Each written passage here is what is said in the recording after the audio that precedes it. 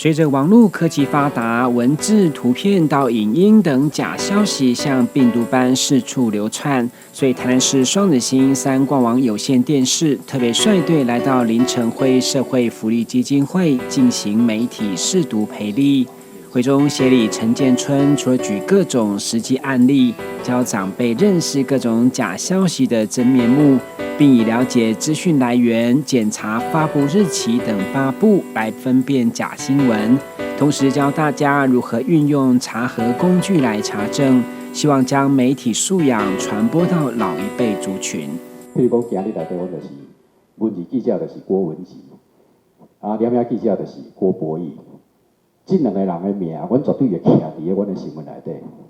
后壁咱若要，譬如讲，我若报着讲对某某单位无好的物件，伊若要来甲我告，伊有人通去找啦。阮会去做这个动作，就是表示阮对阮的新闻负责，所以阮会来做这种代志。有这2种，就比较好判断它到底是真还是假。然后刚刚讲过的日期，有的物件就是古早时代发生的，结果甲你倒咧现代，你讲这件代志嘛是安尼。是讲的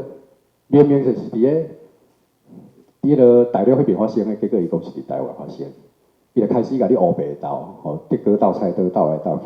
然后也会产生一些误解，然后再来就是摒除偏见来分辨。会中协理也以有奖征答来验收长辈的学习成果，重点就是对讯息保有存疑的态度，未查证之前不轻易分享转发，大家都相当踊跃互动，有满满的收获。今天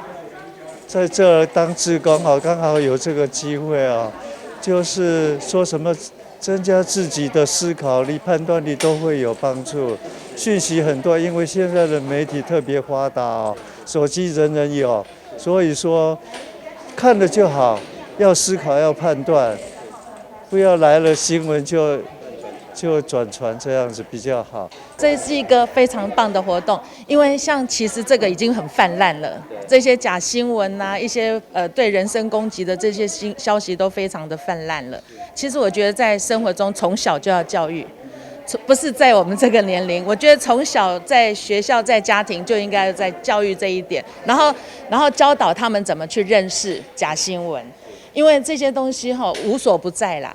然后你们要给他一个观念，我觉得像今天这个讲得非常的清楚，很棒，很棒，